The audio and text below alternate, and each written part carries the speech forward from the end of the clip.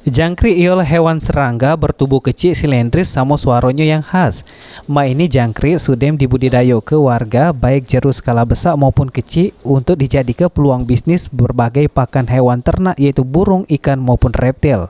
Salah sikok warga di Desa Sidoarjo, Kecamatan Tugu Mulyo, Kabupaten Musir Rawas, ngenjuk tahu cara budidaya jangkrik di mana proses awalnya dilakukan pemilihan indukan jangkrik sama ngasil ke ribuan telok yang siap dibudidayo ke. Selanjutnya bakal jangkrik disebar sama dinjuk makan selama 1 bulan jeru kotak yang sudah dirancang khusus. Dengan kapasitas kotak yang kageknya pacak ngasil ke 10-15 kg jangkrik besar siap panen sama dijajo ke pas jangkrik sudah berumur 1 bulan. Dari 100 kotak tempat budidaya jangkrik ini galonya pacak ngasil ke 100 kg lebih jangkrik per bulan. Lalu dijajo ke dengan rego kisaran Rp40.000 sampai Rp50.000 per kilogramnya. Samo ngasil ke omset 5 juta rupiah per bulan dengan daerah pemasarannya dari lokal sampai ke kabupaten tetangga.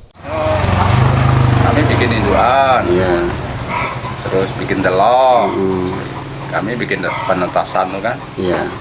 Jadi kayak habis netas tuh umur sebulan kami siap jual. Untuk pemasarannya ya daerah kami sudah meliputi, selanjutnya sampai ke daerah tetangga, daerah Selangun, daerah Sekayu, sampai ke Lahat juga. Per kilonya kami kalau untuk pengepul tuh sekitar 40-an. Kami kalau kami itu ngeteng 50. Per bulannya berapa? Rata-rata 5 jutaan lah kira.